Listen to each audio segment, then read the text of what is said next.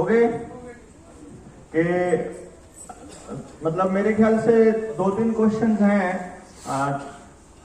जो आमतौर पे दिमाग में रहते हैं कि अगर रिकवरी वाले आते हैं तो क्या करना है, अगर कोई कब्जा करने के लिए आता है तो क्या करना है, कोई आपका जो लोन है वो एनपीए हो चुका है या होने वाला है, लोन लें कि ना लें और कितने के लोन लें, इस तरह के बड़े सारे सवाल दिमाग में आप लोगों के आते होंगे।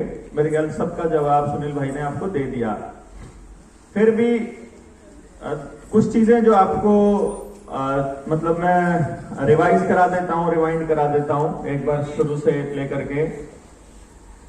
सबसे बड़ा बेस जो आपको इस पूरी कहानी में बनाना है वो ये है कि अगर आपको लोन देने की प्रक्रिया जो चालू की इन लोगों ने, अगर उसके मूल में ही झूठ है, अगर उसकी शुरुआत में ही झूठ है, तो उसके बाद का सारा प्रोसेस झूठ हो गया। ये कानूनी दांवपेच है जिसमें यह होगा कि अगर बेस में ही झूठ है बैंकों के, तो फिर आप कसूरवार कैसे हुए? बेस में झूठ कैसे हो गया?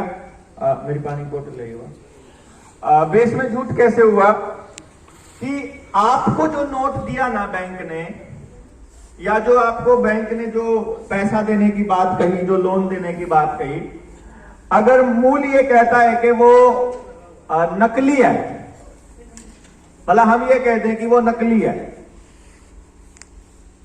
वो रुपया नकली है जो आपको दिया गया है, तो फिर तो आपको मेरे ख्याल से कोई दिक्कत नहीं है।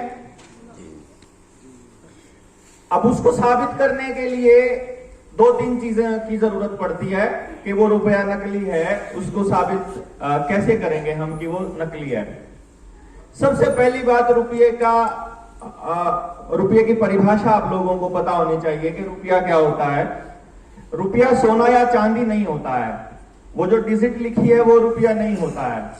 वो जो नोट आपके हाथ में है 100 रुपए का, 50 रुपए का, वो रुपया नहीं है, वो रुपये का नोट है। रुपया है वो जिसको मानक बनाकर वो छापा गया है। रुपया होता है धन। धन को छापा जाता है धन के बराबर में। जितना देश में उत्पादन होगा उसको धन कहेंगे। उस उत्पादन का नाम आमतौर पे आपने सुना होगा जिसको जीडीपी बोलते हैं, ग्रॉस डोमेस्टिक प्रोडक्शन। जितनी माइनिंग होगी उससे कोयला, सोना, चांदी, लोहा, अभ्रक, एल्यूमिनियम, लिथियम, पोटाशियम, बेरियम जो निकलता है धरती से, उनको प्राकृतिक संसाधन बोलते हैं।